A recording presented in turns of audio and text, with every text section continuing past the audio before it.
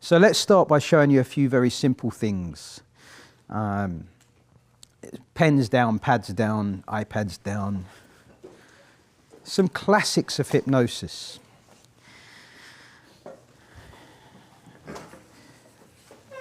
By the way, I'm going to do a demo of all of you now, but whenever I'm doing something up here, if you wish to audio or video record it, you can. The understanding that you don't post it on Facebook or YouTube or anywhere else. If you want to record something, it's just for your use only, but I've got no issue with anyone doing that. Okay. So let's do a couple of things. Let's get it out the way. Can you place your feet on the floor for me? Yeah. Can you put your hands out? Oh God, here it comes. Yes. Yeah, we're going to do it. We're going to do it. Okay. And I want you to understand that all of you are going to experience the objective response. I want you to pay attention to the subjective experience, okay? So clasp your hands together, bend your elbows, put your first fingers up. Please don't make this the photograph, by the way. Yeah, put your fingers up an inch apart. He's been lying to you. An inch apart. I want you to look at the gap between your fingers, not at me, and they will touch. Just like they're magnetized, they're going to come together and touch. They're going to move automatically when they touch. Close your eyes. Again, don't look at me, look at your fingers. Imagine they're magnetized. When they touch, close your eyes and squeeze tight. That's right, with your eyes closed. Again, you've got a millimeter to go over here. The rest of you just squeeze tight if you're there already. Take a nice, slow, deep breath in. Breathe in good feelings. Imagine that. Imagine you're breathing in calm, good feelings. Letting go, that's right, a little bit higher. And breathe out any tension. Again, breathing in calm, good feelings and letting go of any doubts. Just let your hands drift down now. You can pull your hands apart. Open your eyes. Okay, very good. So even in this thing, just to illustrate what I mean, can you put your hands out? Can you clasp them? Can you bend your elbows? Could you put your fingers up? All of those things are instructions to do stuff. If I stopped at that point, as you know, this would probably happen anyway, just because of the way the body's arranged. But the next line is, look at the gap between them because in a moment they will touch. This is a suggestion. In a moment they will touch. This is the difference. I'm not saying put them together, let it happen, make it happen. I'm saying because in a moment they will touch. And then I'm going to make it happen. Some of you have got to work a bit more than others. Some of you were there already. Then I'm going to ask you to imagine the outcome. Imagine they're going to touch. Imagine they're magnetized, the means, and eventually we'll get there. Okay? The subjective experience that, people who have never done this before is when this happens and they go, oh my God. They're experiencing non-volition. They're experiencing the automatic. It excites people. It makes their eyes widen. They're like, what's happening? So I really don't see this as a trick. I see it as a method, a means to give people this little moment. Okay? And again, if your fingers take a long time to come over, don't worry about it. We're all different. Even in a room like this, the fact is that we vary in our capacity as subjects. But the good news is that ability is a skill. Your ability to respond to suggestion is a skill, just like singing. Yeah? Some people can sing. They don't need to be told how to stand and how to breathe and how to project. They can just do it. And some of us need lessons. And even those who have lessons won't necessarily be a virtuoso, but they'll probably get better. And it's the same with hypnotic responding. It's a skill. And sometimes we're just doing it wrong. I just sat and waited for 15 years, like, it's not working, not happening. Okay, you need to be imaginatively involved with this. So let's do another one. This is just how I do light, heavy arms, okay? So put your left hand out in front of you, like this, your left hand. Make a tight fist, put it at shoulder height, but just look below it and imagine you are holding a heavy bucket by the handle. Actually imagine it, so if I asked you to describe that bucket, you'd be able to. Put your right hand out like this, just level, let your wrist relax like it's just hanging with a giant bunch of helium balloons big enough to pull it up toward the ceiling. Close your eyes, and with your eyes closed, concentrate on that right, light, lifting hand. Imagine it's going to get lighter and lighter as these balloons begin to pull it up toward the ceiling. Now concentrate on the bucket. This bucket is being filled with heavy rocks. Feel your left arm now, pulling down, getting heavier and heavier and heavier. Imagine that. Imagine that. Imagine I'm pouring sand on top of those rocks. It's getting heavier and heavier. As your left hand moves, your right hand's getting higher. As the right hand lifts, your left hand's getting heavier. I'm pouring water on top of that sand. Now it's getting heavier and heavier. Giant balloons added to the fingers on the right hand. Now it's lifting up higher and higher and higher. It's going to feel good as it does. You're doing wonderfully. That's right. I could go on, but stay exactly where you are. Hold on to those good feelings. Stay exactly where you are. Yeah. Don't move. Open your eyes. Look at your hands. Look at the person next to you. Actually stay where you are. Have a look around. Just get the range of responses in the room. Some people have big gaps. It has enormous gaps. Some people have small gaps. One person went the other way. It doesn't matter. The point is that you can put your hands down now. The point is, so with this exercise, which again is like a classic thing, you know, just kind of warming people up, if there's any opportunity to cheat and get the objective response, I will. So I'm always going to set up the heavy arm first, just so it can kind of hang out there and fatigue a little bit. When I set up the right hand and bend the wrist, it's already like a couple of inches higher. I'm going to try to kind of edge the objective response that way, but then I'm just doing this genuinely with suggestion. It's just that this time there's more for me to play with. So one thing is I can move your attention around now. I can say, concentrate on the left hand is this, concentrate on the right hand. I can start to move your attention. It doesn't feel like much has changed, but now I can start to point it around. That's kind of what happens in that progressive induction my dad does. He just takes your attention to, you know, your feet on the floor, the sound of his voice around the room, and before you know it, he's kind of managing exactly where that goes. We can also encourage the imagined means. I used to get a bit carried away with that, 1,000 helium balloons, 15 bowling balls and whatever. It's like that can actually mess things up because the person's struggling to imagine that. They were doing just fine themselves. It turns out it's important and of more value to keep referring to the outcome. Your finger's going to touch, your hands are going to touch, that hand's going to lift, it's getting higher. Is that me? No. So I can encourage you to add to the means. I can say, imagine whatever you would need to imagine to make that happen. That often increases responses. The other thing I can do is I can link one response to another. So I can, and again, all of these things are relevant to what we're going to do in therapy. Yeah, we can always pace what's happening. So she's had enough. She's seen magnetic fingers before, done it all before. Actually, she told me she'd be leaving. So we can link one thing to another with attention. As that left hand moves down, your right hand gets higher. As the right hand gets higher, you're going to enjoy a sense of well-being. We can begin to build emotional responses to this. Okay. Again, if I was working one-to-one or with one or two people or a table of people, things like that, I'm not just looking for a big gap, although that's good. I'm interested in your subjective response. And that's going to be shown by things like a little smile or a little frown. You look a bit confused, your breathing changes, you're kind of wondering what's happening. You might make an exclamation after it and go, oh God, I didn't realize they were that far apart. All of these things are cluing me into the fact that you experience the subjective change. You experience this as a happening. Therefore, you're probably going to be good for this. Okay? But again, pretty much everyone will get there. In performance, we have the luxury of choosing people who are naturally skilled as subjects. In therapy, we don't have that luxury. Unfortunately, we don't need it because we don't need to be the highly hypnotizable person to benefit from therapeutic suggestions. One of the best pieces of news about hypnosis and pain is that pretty much everyone can respond to suggestions for pain relief. Even if you don't find your hands coming together, nearly everyone seems to respond to suggestions for pain relief.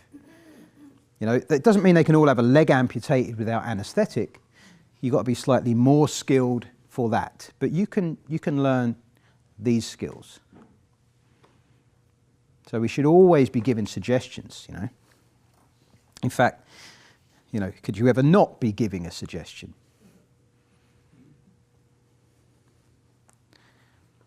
We have a responsibility, certain roles in life, because our suggestions are just going to penetrate straight through. In the UK hospitals run a quit smoking program. So if you're a smoker, you can go along. Essentially, it's just a fence for pharmaceutical companies to give people nicotine replacement, but it's done with the best of intentions. Where I live, I went to one of these events, and a surgeon comes out, and I'm sure he has good intentions because he sees the effect of smoking. He has to save lives with his skills. But the very first utterance he makes at that event is, quitting smoking will be the hardest thing you ever do. Yeah? He could do better if he came to this class. I'm certain he could do better. He'd get better results if he just changed the first sentence. Yeah. So let's show you a couple of other things. Who would like to come up here and take part? I know you're extremely talented as a hypnotic subject, but your hand has gone up. Yep, come up. Yeah, we'll come to you in a minute. We'll come to you now. I'll come to you in a minute. So you, Lewis, and yes, if you come up as well, and you come up as well, yeah. And we may as well give them a round of applause as they're our first. Take a seat. Yes, boy, girl, boy, girl. That's how it works. Take a seat.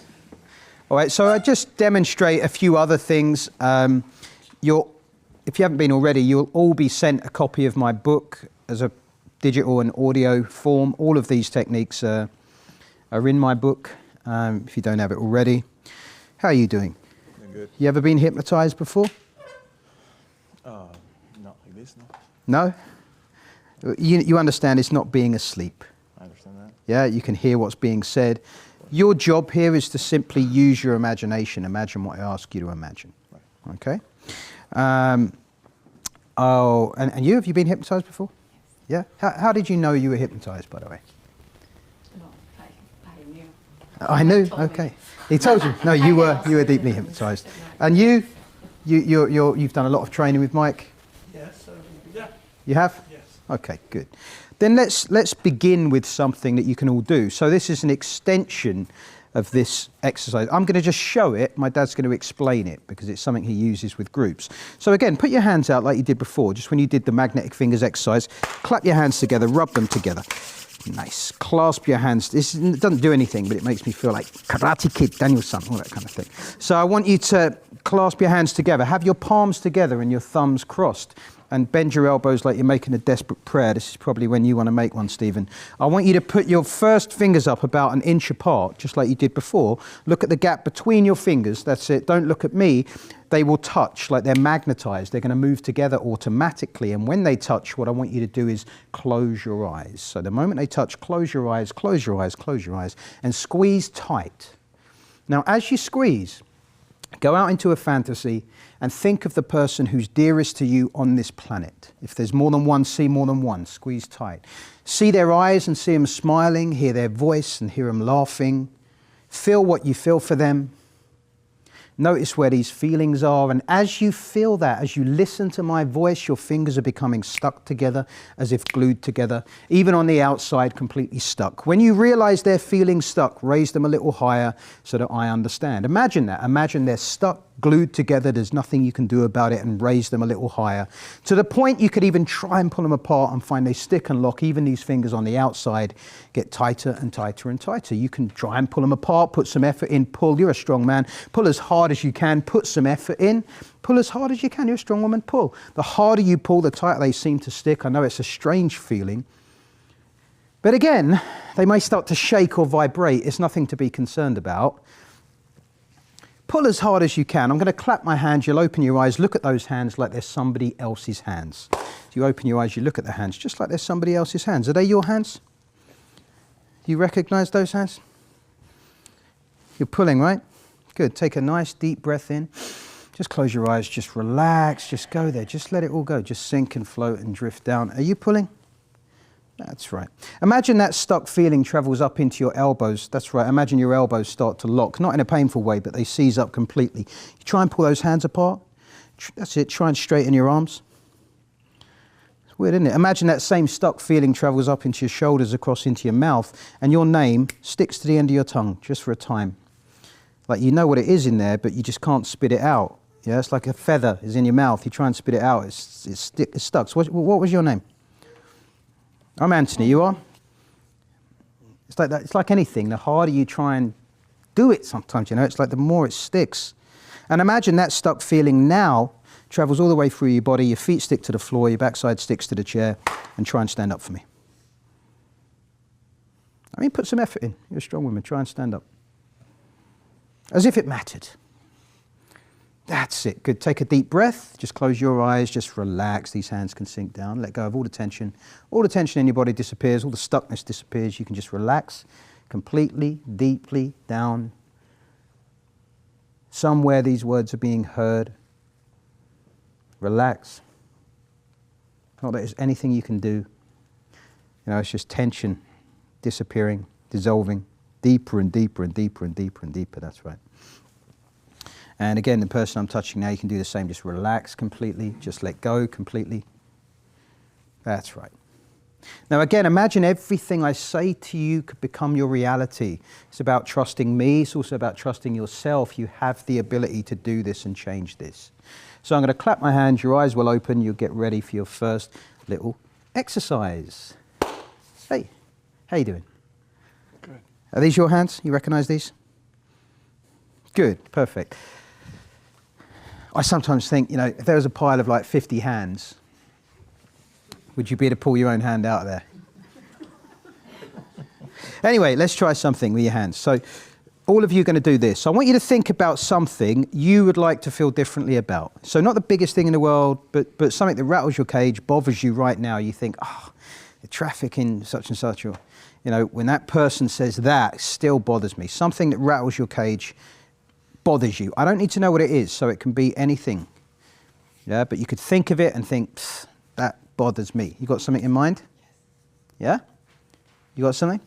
Okay, so again, one of the things that, we all kind of have read about, I'm sure, is the notion that you could change things without too much content. It doesn't mean we should try and work completely content free, but it also means we don't need to dive into the history, we don't need to understand, we don't need to explore. You can do that if you want. Sometimes we can just put in direct requests to change things. I think it's, if anything, the most powerful thing, first effort we could make as hypnotists is to just ask our mind to go and change this. Yeah? So pop your hands out in front of you and just a little bit closer together. I want you to look between your hands and I want you to focus on that thing. And if your unconscious mind, subconscious, whatever you call it, is willing to look at this, you will experience these hands coming together. Just like they're magnets. And just watch. I'm going to try and not, push this too hard and say, they're magnets, da, da, da. Just watch. If your mind's willing to look at this thing for you, you will experience these hands coming together and they will touch. This is a great exercise for self-hypnosis. I'm going to show you how you can use this later on. Again, I want to reassure that part of you that's responsible for this, whatever its positive intention is, what it's really been trying to do, it can find another way of doing that. Well, it doesn't even have to take these changes at all, but I want it to show its willingness to look at it by pulling those hands together. You may as well close your eyes while you're here. Understanding, of course, hypnosis is not a state of eyelids. The state of your eyelids is entirely irrelevant. You can do these things eyes open or eyes closed, but many people find it easier to use their imagination with the eyes closed. So your hands can just kind of hang out there now. And I would like your unconscious mind, with all this wisdom, all its knowledge, to go over all of the things that have been supporting and stabilizing that problem or that response. And one of your hands is going to drift down as it does that. One will drift down, but only as quick as it can do a full and complete satisfactory inner review of the memories, the associations, the inner dialogue, the meaning, the frustration, the emotions attached. One of your hands is going to drift down as your mind does a satisfactory inner review related to that. That's right. And you notice it moves down in this weird kind of reflex-like way. It doesn't just drop down. It's like there's something happening inside of you right now. I sometimes say it's a bit like when we run that defragmentation process on the computer. I don't really know what it does. But what I understand is it first does like a scan of the system. It sees where the files are and the subroutines and the programs and the memory, and it looks at everything and it shows you this sort of, really muddled image. Imagine that satisfactory inner review has been done. And now, and again, parallel processing is a thing, I would like your creative unconscious mind to identify all of the changes it can make right now on your behalf that would allow you freedom from that issue, freedom from that response. And it's going to happen as that other arm begins drifting down. The other arm's going to drift down, but only as quickly as your creative unconscious can identify the changes it can make, the things you will let go of, the different things you could say to yourself that would allow you to experience life differently. It's that second part of the process where it gets rid of all the redundant files, it empties the trash, it puts things where they should be, and it frees up so much more capacity within you. So as that arm drifts down, again, imagine this creative process is taking place. Because there is part of you that knows what to do. Even these negative responses to things, the things that seem to push our buttons, that's right, they're not who we are. They're just things we've learned. They're automatic responses. Every single behavior you have falls into this category. Of course, we can experience thoughts and feelings and frustrations about stuff, but you can also change these little programs just as easily, just as readily. And you don't even really need to be involved. If you learn to trust your unconscious here, this is an opportunity for you to allow your unconscious capacity to assume more responsibility. In fact, it already has that responsibility. Your unconscious knows and has identified these changes. I'd like it to go ahead. If you're willing to accept the changes it's made, your head will nod so that I understand.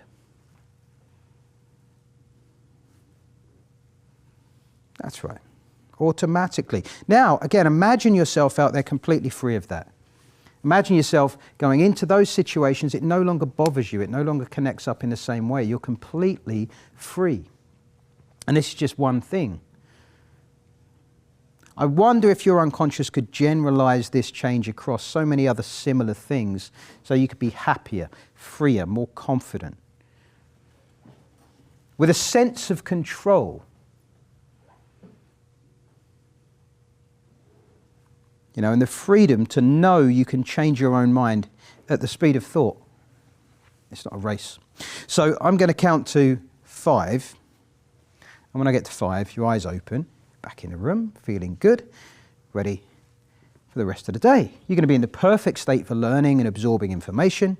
And whenever it is that you next get in bed to sleep, you're going to sleep wonderfully. You'll wake up at an appropriate time, refreshed, revitalized, feeling brand new. So 1, feeling your feet on the floor. 2, I want you to imagine a surge of energy coming in through your toes all the way up to the top of your head. 3, take a deep breath, fill your chest up, energy giving oxygen, filling you up, feeling wonderful. 4, your head being washed through. That's right, imagine that clearing your eyes. It's almost like a breeze is coming past your face and you can feel it on your face, your eyes clearing, your nose clear, your throat clear, chest clear and stomach clear. And 5, open your eyes. How are you feeling? Okay, good. You all right? Yeah. Good. Okay. Just stay put for a second, if you would. This thing, okay, is in my book. I borrowed it off Ernest Rossi. That was one of the books my dad had early on, The Psychobiology of Healing or something. He also has a wonderful book called Mind-Body Therapy, Ideodynamic Methods of Change or something like that. I suggest you buy it. That was 25 years ago, maybe more, when he wrote that book. He recently came out with something new, Mirroring Hands. It's even less involved. It's literally just, you just sort of make noises and watch your hands do stuff. There is a page in that book on making these noises. It's like, oh, wonder what it means. Interesting. Oh, we'll see in a minute. You're even less involved. But this technique is a nice thing to do with your clients, even before you get into the meat of the work. I will often I'm having a discussion. I say, let's just try something. And I'll get into this. I will deliver this with the absolute intention this could do the job. Tomorrow, when we get into lengthier sessions with some of you up here, there may be 10 different components or tools involved. I believe every single one of those can do the job. So when I'm doing something like this, I also, a big advocate for Bob Burns' Swan. It's very similar. Are you willing to look at it? Do you know what to do about it? Can you do it then? These simple things are so unassuming. They allow us to say things like that. Can you just make the changes then? Can you go ahead and do it now then? Do you accept it then? Yes. And sometimes that is enough. I'm not suggesting we should just do that. A good friend of ours is Rob de Groot. I'm sure some of you have met him in Hypno Thoughts if you've been there. He's got lots of stuff online. He's licensed to teach Jeffrey Stevens protocol. And we ran a training course over there. Rob has an extremely busy hypnotherapy practice. He's got 4 therapists pretty much full-time working out of this warehouse. He's done out really nicely. The average length of his session is 12 minutes. From the moment you come in, sometimes you don't even get past the front desk. Average length of a session is 12 minutes. He just does one thing. Come back next week. Does another thing. Come back next week. Can you really? Can you really do that? Yes. You can have a go. You can have a go. It's remember the old analogy of it's knowing where to hit that pipe rather than understand the full sewer system. What is the value of this? The value of this is that you can go ahead and make changes immediately. You can do this with yourself as well. Okay. Let me show you a couple of other techniques. What's the time, by the way? Got ages and ages. Okay. Are you left-handed or right-handed? Can I just borrow your hand for a second? I want you to just look up at it. Look at your hand, look at the lines, look at one spot. As this moves towards your face, your eyes will begin to change focus. And as you notice your eyes, just close your eyes. Just go there. Just sleep, sleep, sleep. What does this even mean? Just think of nothing but sleep. Times where you've simply drifted off, even in a chair. That letting go happening all by itself. You may have had the experience of trying to stay awake, trying to keep your eyes open. Reading or watching something on TV and those words just becoming a sound in the background of your mind. As I talk to the rest of the group, that's going to happen. You can just go deeper and deeper and deeper. Can I just borrow your hand for a second? I want you to just look at me. I'm going to shake your hand 3 times, okay? First time your eyes are going to start to feel heavy. Yeah, the second time they will get heavier still, and the third time you're going to go into a wonderful, profound experience of hypnosis. So I shake your hand once. That's right. I shake it a second time, they'll get heavier still. Yeah, just try and keep them there. And then the third time, you just go there, just relax, go deeper and deeper and deeper, sinking down, understanding what does this word even mean, deeper and deeper and deeper. At some level, it is heard. Every single thing here is like a call and a response. Every single suggestion is like a call and a response. And somewhere deep inside of you, even hearing the word relax, is heard, the body responds. Okay, what I'd like you to do is just place your feet out in front of you. I'm just going to demonstrate how I do a reinduction. My dad's going to show you what we do in therapy. When someone comes back to me in a therapy session, I normally hypnotize them in this way. So with your eyes open, I'd like you to look up at one of those lights. I'd normally use the corner of a picture frame or something. Just keep your eyes on one of those lights. I don't want you to close your eyes yet.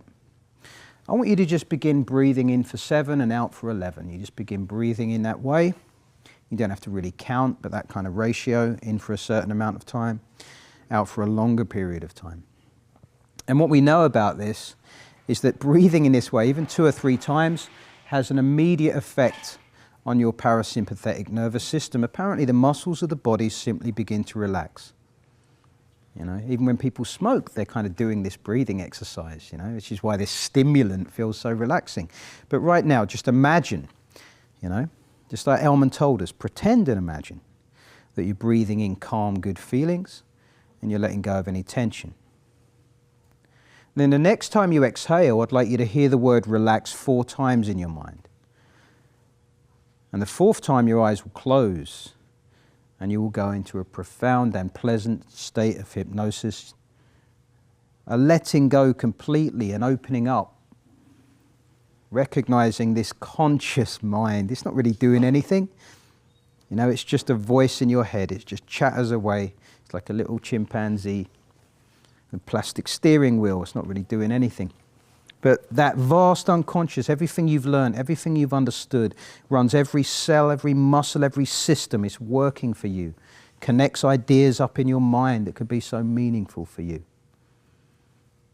Now, all of you, what's useful when I'm speaking to your unconscious, so I'm just going to take hold of one of your arms, by the way, Lewis. I'm going to lift it up. It will just hang there all by itself, just like it's on a wire. I'll do the same thing with you. It's going to lift up your arm. It can just find a comfortable position, just like it's resting on a little shelf. It can be there all by itself. And I've used these words now. There's a conscious aspect of your experience.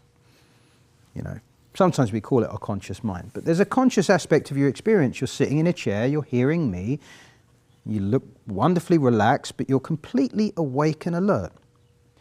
And there's this vast unconscious. You may prefer to call it your subconscious, but everything you've learned, understood, said to yourself. And my dad and I certainly have a very healthy view of your unconscious. It's working for you. It's not self-employed.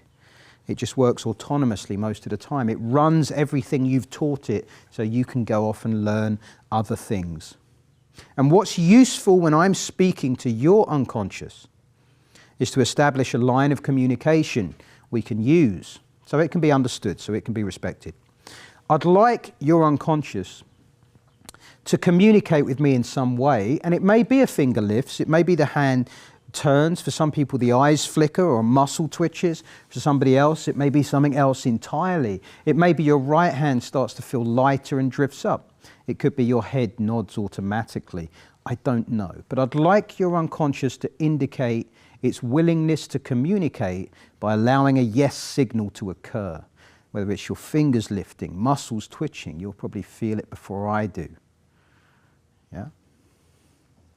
Good. And again, once you experience this, however subtle, for some people it's like a pulse or a build-up in energy. For some it's more obvious, it's more mechanical. You may feel your hand feels lighter. Okay, but once you've established this signal, then it becomes very easy for you to use self-hypnosis. Because self-hypnosis is not some doorway, some portal to a special state. Self-hypnosis is dialogue. Self-hypnosis is communication with yourself. I'd like you to use that voice in your head, your inner voice. Yeah, just like you're the hypnotist here and the hypnotee, and ask your unconscious if it's willing to allow you to use these idiomotor signals and movements, you know, even after you leave here. So you can always use self-hypnosis in this way. If it's willing to do this, you can ask it, are you willing to allow me to experience this signal? Good. So that I can get feedback. It's like instant personal feedback, right? You can ask your mind to go ahead and make changes for you using direct language. You know, we don't need to use a metaphor to suggest things to ourselves. We don't have to try and bypass our own critical faculty. We can just go ahead and ask the unconscious to do this. So I'd like it to do this now. I'd like you to tell it, I know it's a strange thing, tell it to lift that hand closer to your face.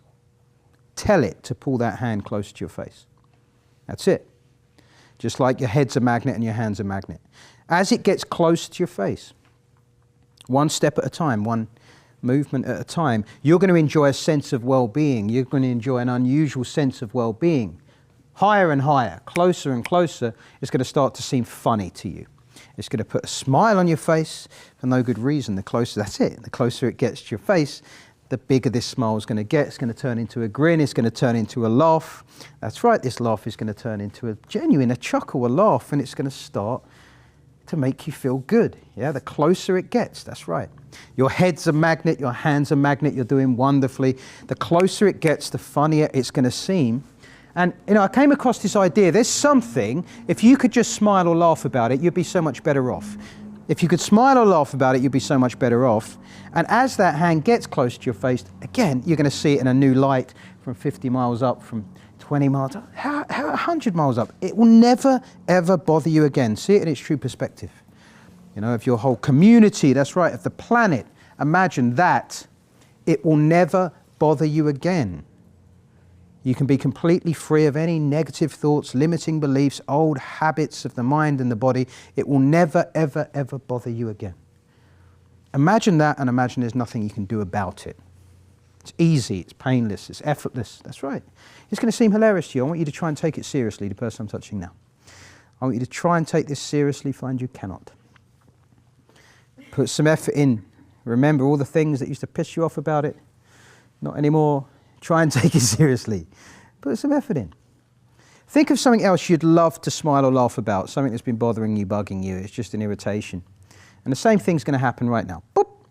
It's going to seem ridiculous. Try and take it seriously. I mean, what problem can stand up to this pressure?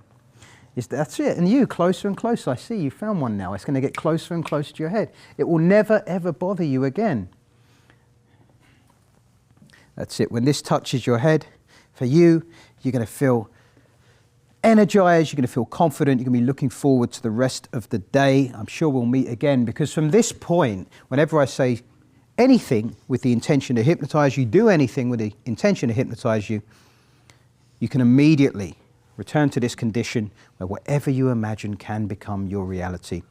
Are you okay? Yeah, just... Good. Okay, good. Okay, that's right. It's getting funnier and funnier. Let's speed up this process. That's it. Perfect. That's it. A wonderful feeling. So I'm going to count to 5. I'm going to count to 5. Your arms will be back to normal. You can return to your chairs. You'll be feeling great. So 1, feeling wonderful. 2, to imagine and experience all the things you want to this weekend. 3, feel this freedom going through you right now. It's like your mind has been spring cleaned. 4, your head has been washed through. You're going to be feeling amazing. And 5, give these guys a round of applause for being so amazing. Return. Molto. Thank you very much.